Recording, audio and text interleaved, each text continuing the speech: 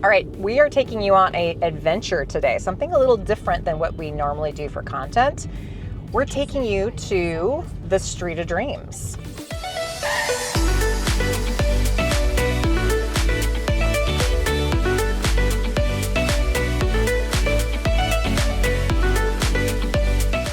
So the Street of Dreams, what is it? The Street of Dreams is every year here in the Portland area, a select group of builders get to build out these incredible homes that they showcase to the public. And they are for sale. You actually can buy them, but they're typically high-end luxury homes with the latest and greatest in design, technology, build quality.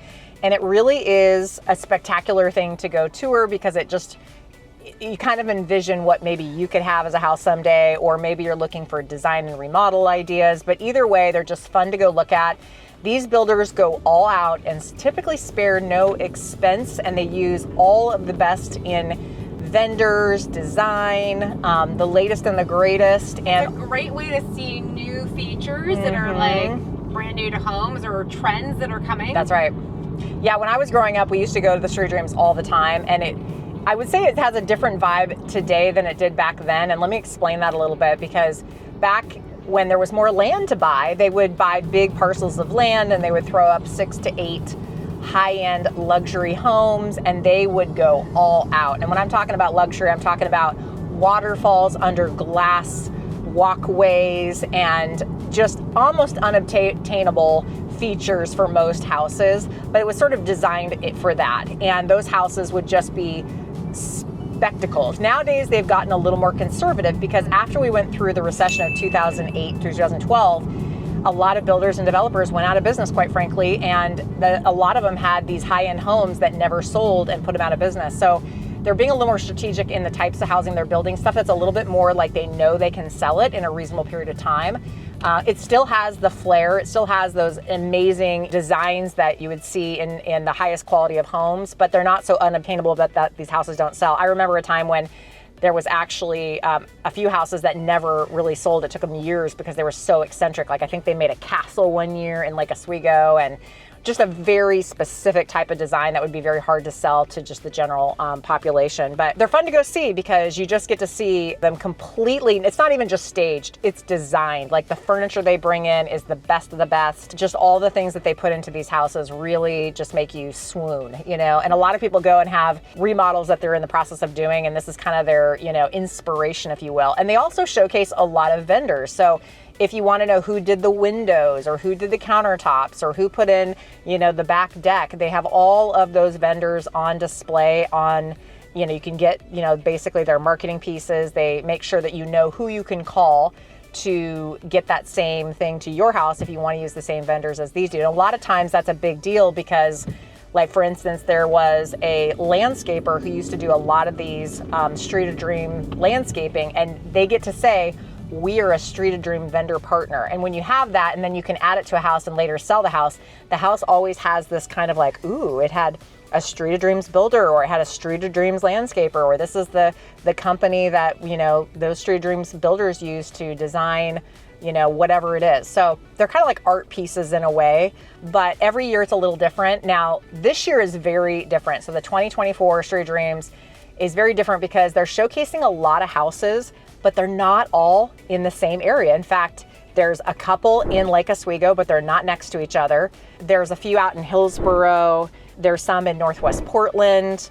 And they're typically in areas of town that can garner those prices. A few times they've had them out in like Newburgh or whatever on acreage properties, but the price points have to sustain themselves, right? So a lot of times it's getting harder. In Lake Oswego, you can't just find a big plot of land and put 8 houses on it. So these builders are doing kind of spec homes on lots.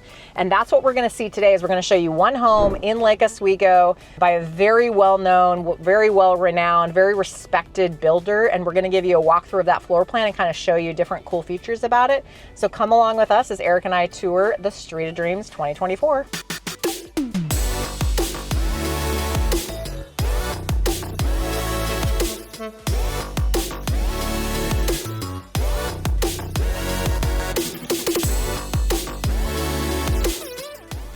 This house is called the Sunningdale, located in Lake Oswego, Oregon, built by Renaissance Home.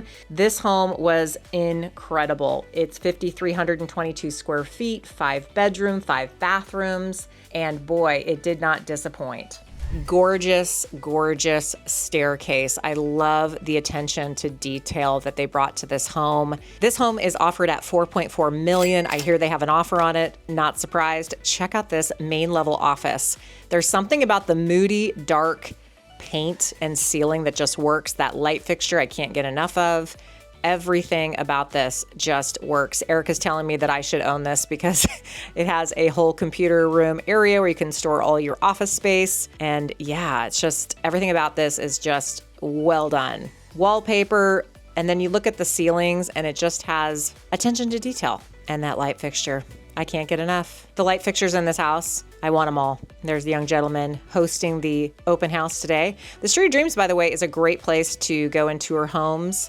There's quite a few on tour, and they have people hosting them throughout the day. Another smart feature of this house is all the storage. Normally in new construction, you don't have enough storage. They don't think of it. They don't want to put it in. It costs too much, but I really value that they think of that in these kind of homes. This half bathroom, oh my Lord, look at that light fixture. Another light fixture I want to take home. The texturing of the wallpaper, Erica knows, she's touching it. And then all of the materials used, from the countertops to the cabinets to the windows and, the lifted cabinet with the light. Everything about this is just done well. Here we have the main living area. Again, great room concept, floor to ceiling fireplace, and these fixtures, these light fixtures, they get me. I think they are so well done. The flooring, how it opens to the kitchen area and the dining. And check out how it opens to a long slider out to the backyard and this kitchen. We just have to always be circling back to the kitchen. It's the star of the show. Big, big island, perfect for entertaining. And again, this house just has this great way of having the light and the dark in the materials and design. It just works. It adds so much warmth. And let's go tour outside because Erica's got the right idea right there. There is a fireplace directly out here. This outdoor living space is smart because people in Oregon, we want to live outside as much of the year as we can. This is covered. You can see it has heaters. This is how we exist. We open up the sliders, we sit outside, we can watch TV, we can have barbecues, but this is really designed well and it kind of flows into this gorgeous landscape. And I have to say, I tell everyone in Oregon, buy a house and make an outdoor living area in whichever way you feel comfortable. It will add value to the house. It's where you're going to live most of the year, especially 5 or 6 months out of the year. But just check out this backyard. This is actually a decent sized yard, especially for new construction. There used to be another house on this lot.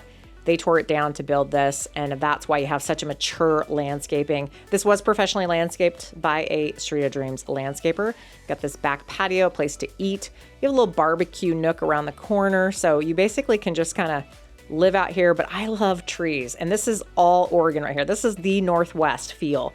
This is the backyard you want when you live in Oregon, and you want to be able to come out here even when it's a little brisk, kick on that fireplace, hang out with friends, have a glass of wine, barbecue, eat your dinner, all different times of the year. Even though it does rain here a lot, we live outside most of the year if we have spaces that can take it. And right here you have a covered kitchen area. It opens to a juice bar or wine bar or whatever bar you want to make that. It just opens up so you can pass food or drinks through. It's covered so you could just sit out here in this little area and have your dinner with your partner, or just look outside. I mean, check out this yard, you guys. This is why people move to Oregon.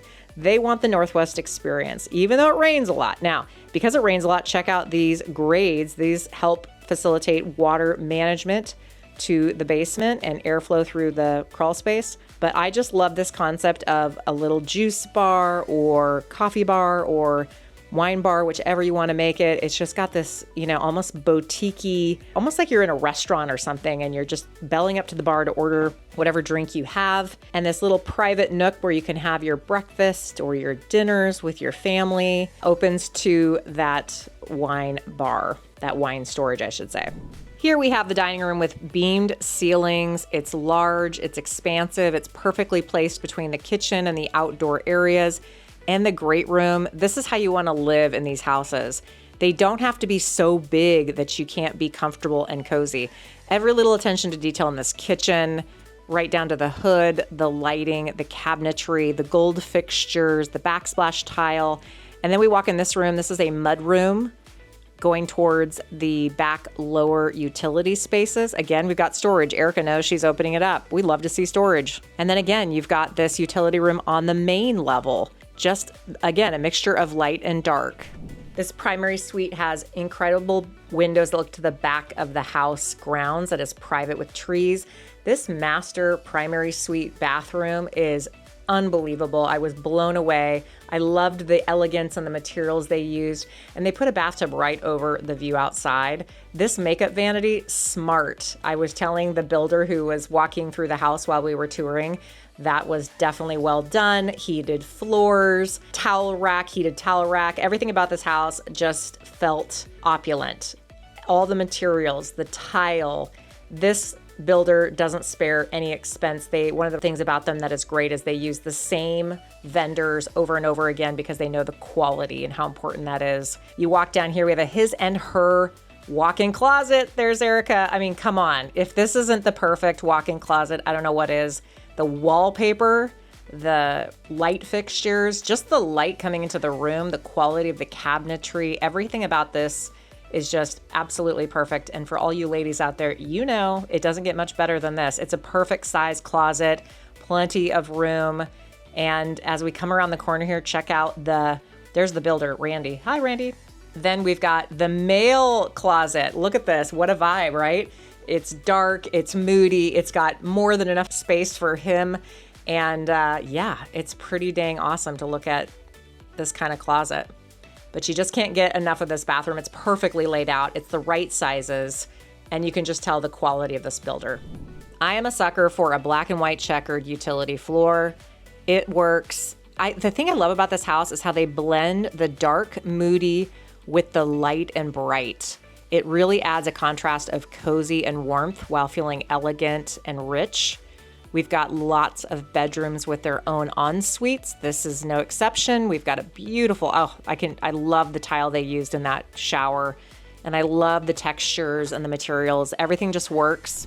This house has a unique design in that you'll see the 1-car garage straight ahead, but then there is a 2-car garage to the right. So you do have a 3-car garage.